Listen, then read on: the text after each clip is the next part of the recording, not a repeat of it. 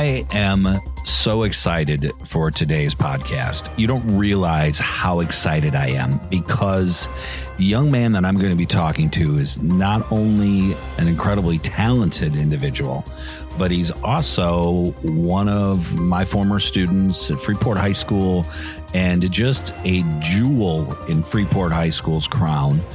His name is Xavier Lassandro, and he is a puppeteer. And the story that he has is pretty phenomenal.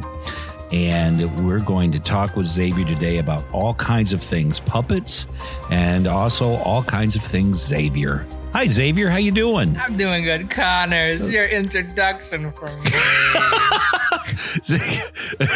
Well, I've got to pump it up a little bit, right? Yeah. Oh, yeah.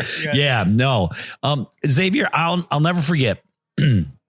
It was freshman year, your freshman year, and you were in my speech class. And yes. I really didn't know anything much about you other than the fact that you gave speeches and you were kind of a little quiet on your own. And we did demonstration speeches. And you said, Mr. Connors, I'm going to do mine on puppetry. And I'm thinking, oh, okay, puppetry. Okay, great. Yeah. Okay. One sock, one other sock. This is great. And that next day you asked me, can I set up early for this? And the next thing you know, here are 2 cameras, a wall, setting this up. And all of a sudden you do this puppet show. And it was amazing. And I remember after the speech that you did, I said to you, hey, would you like to do some broadcasting and do some performing? And holy smokes, Xavier, you had so many great puppets over the years. How did you get interested in puppetry? Gosh, it all started when I was a young boy. It was like probably when I was 2 years old. I was introduced to the first Muppet movie from my parents. And immediately since then I was hooked. And I somehow knew out of the gate that they were puppets and they weren't like real frogs and pigs and things. And I was like, well, how do I get to do that? So a lot of my time as a kid was just like demolishing plushes and like gutting them and to like turn them into puppets. I cut a hole in my couch to get the stuffing so I could make some puppets. It was a new couch too. My mom still. I was going to say, when did mom find out about that? She was at work and then she got home from work and then let's just say I got a little bit in trouble. A brand new couch. Oh boy. So I think the thing that, because there's going to be pictures on our website, a couple of pictures about some of your puppets and also with you and so on. People don't realize you make your own puppets. How many puppets do you have at this time? I think we're getting close to like 30, I think. And how do you come up with the concept of the puppet? I guess it sometimes depends. Sometimes it comes from me just like, oh, I'm just sketching in my notebook and I just come up with a few shapes. They're like, hey, that'd be a great puppet. Or sometimes it comes from like me doing a stupid bit with friends and my girlfriend. Like I'm just doing like some stupid voice and I'm like, you know what, that would be a great puppet. And then I try to base a character around the voice. Recently I built a marionette. That's a golfing mole because I went mini golfing with my girlfriend and I just was doing this so pompous, stupid voice. And it's just like, oh, I'm so good at golf. I hit it in every 5 putts. The more points you get, the better you do, right? That's how that works. So with you creating these puppets, how long does it take you to build a puppet from beginning until end? I am a massive procrastinator. So sometimes they take a month, but if I really buckle down, I can get it done in a couple of weeks. But yeah, it's especially if you're starting from scratch. Sometimes I'll have patterns saved over that I can use for another puppet. But if I'm like starting from scratch, making all the patterns and just everything, it just takes a long time and it's long and it's dangerous. Building puppets is a dangerous sport, people, because there are glues that are toxic. There are knives and scissors and bandsaws. It's dangerous, but I'm a tough guy. So with your 30 or so puppets, The one that I will always remember so very well was Fred. And we will see a picture of Fred on our website. He's the red guy. And Fred was created in drama class just as an oven mitt and a little bit here, but you have transformed him into Muppet. I would say he is a gorgeous specimen. And yes, I am, Connor. There's Fred. Fred just stopped up a little bit. For this Xavier guy, he talks too much. Yes. Okay. There we go. See, this is what I've had to deal with for years, is talking to Xavier, and then all of a sudden Fred shows up. Yes. And yes. So with you creating and so on, you had 3 years in Pretzel Pride Network, and that's the broadcasting class that we had at Freeport. And a lot of Xavier's videos are on YouTube, and you can go and look under Pretzel Pride Network and so on. How did Freeport High School kind of hone your puppetry skills or push your puppetry skills? How did it help you, and how did it move you forward? Well, as you mentioned before, at the start of speech class, I was just a really shy kid. At that point, I haven't really performed in front of people. It was sort of just an unknown territory for me. And it was really scary going into broadcasting for the first time. But Pretzel Pride Network really honed my skills, whether it's like improving with you or getting to bump up my editing skills. It is truly I don't think I would be as good without Pretzel Pride Network and Freeport High School, Well, that's very kind of you, and it's very nice of you. And I think the one thing I want to ask is, and let everybody know, you went from a quiet, shy kid freshman year. I saw you all 4 years, quiet, shy kid, to basically your senior year, you were a rock star, and teachers and kids were like, oh my God, these puppets, and he's talented and all these wonderful things. Well, now school's done, and now it's time to move on. Where did you end up going, and what did you do? Well, recently, just a couple of years ago, I enrolled into West Virginia University, one of the few at the time schools that have a puppetry major. A BFA, and just starting this fall is going to be my last semester, and I'll be graduating pretty soon. And then recently, I went to the Eugene O'Neill Puppetry Conference, which is like one of the biggest puppet events ever. I've got to meet so many amazing people, whether it's people that work at Henson or just people that are just in all different styles of puppetry. For those of you that don't know, Henson, those are all the individuals with Sesame Street and Fraggle Rock and all of those individuals. Keep going. Yes. But yeah, you've got so many wonderful people that are like the nicest people you've ever met. I had trouble with like allergies, and people were just so gracious to help me out. And it's an experience that I'll never forget, but it's also so hard to explain to people. Well, if you met all of these individuals when it came to puppetry, is this something you want to do for the rest of your life? Is this your career? Oh, a million bajillion times over. It's just, I've known since I was a kid that this is what I want to do.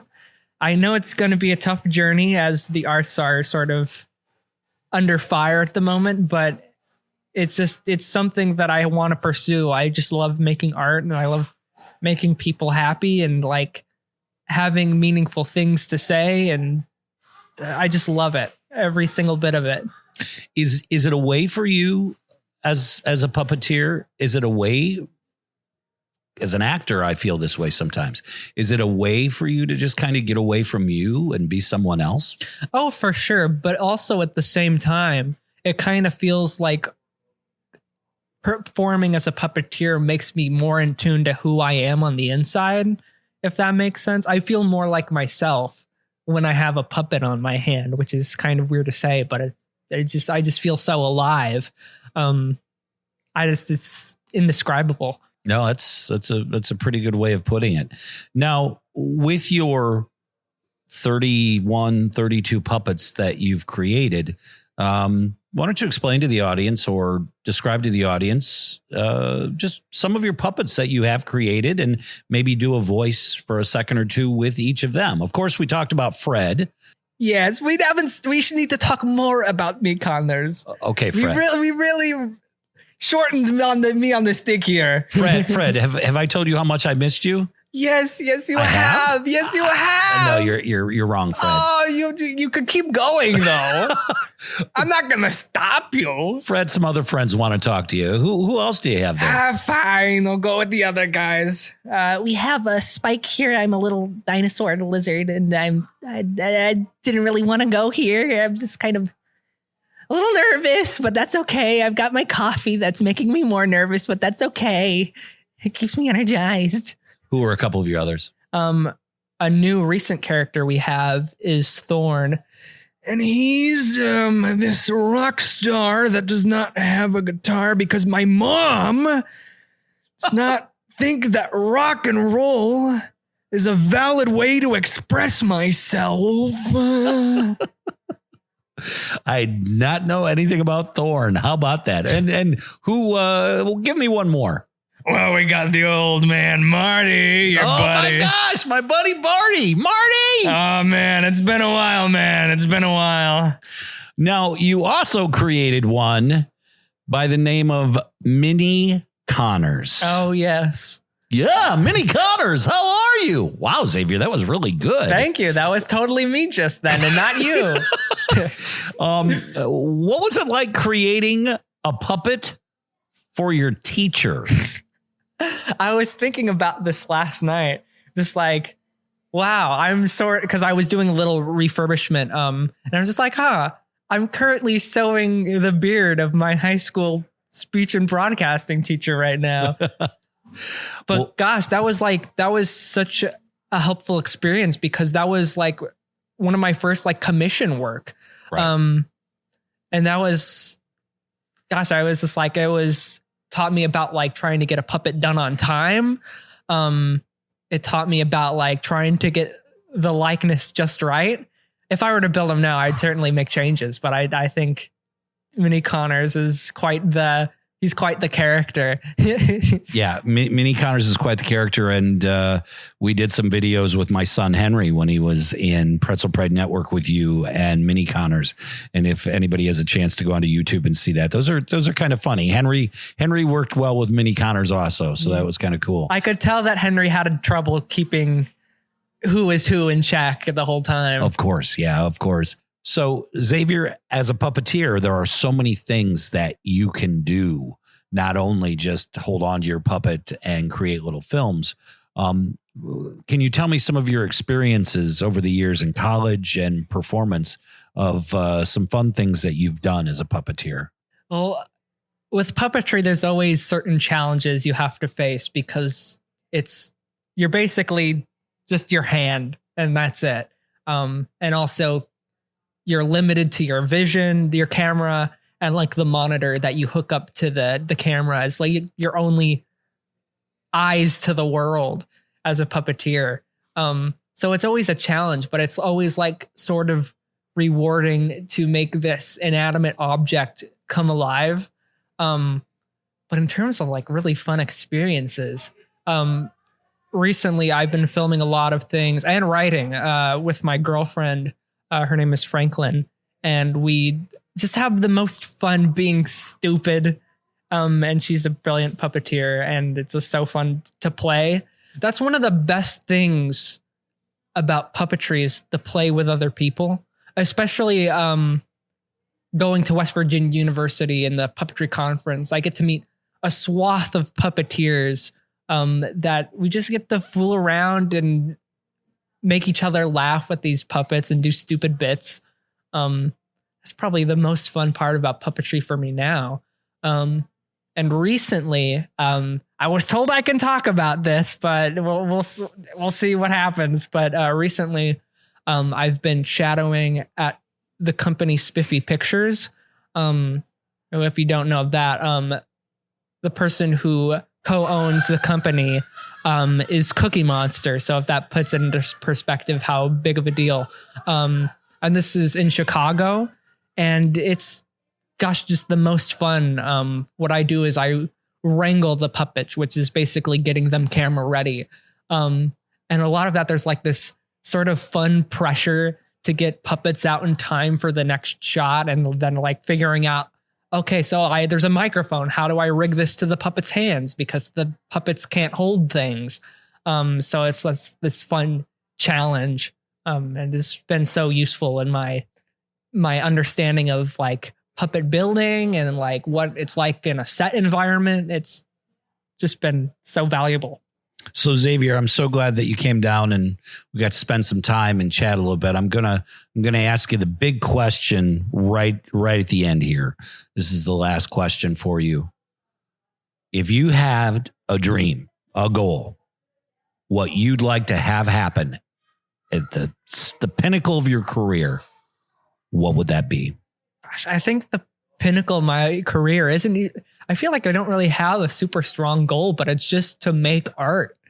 It's just one of my favorite things, whether I'm puppet building or puppeteering in something or puppet wrangling. It doesn't matter to me. It's all just the most fun ever. I guess the big goal is to maybe have a puppet show of my own.